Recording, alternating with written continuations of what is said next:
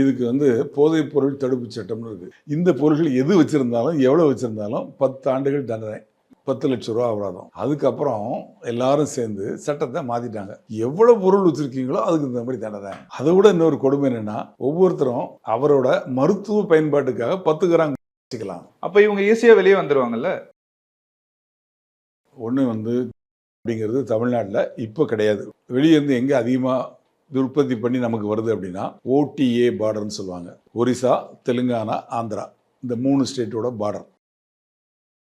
35 உலகத்தோட போதைப்பொருள் நடமாட்டம் புழக்கத்துக்கு எங்கே ப்ரொடக்ஷன் அப்படின்னு பார்த்தா 35% எங்கேருந்து வருதுன்னா ஆப்கானிஸ்தானில்.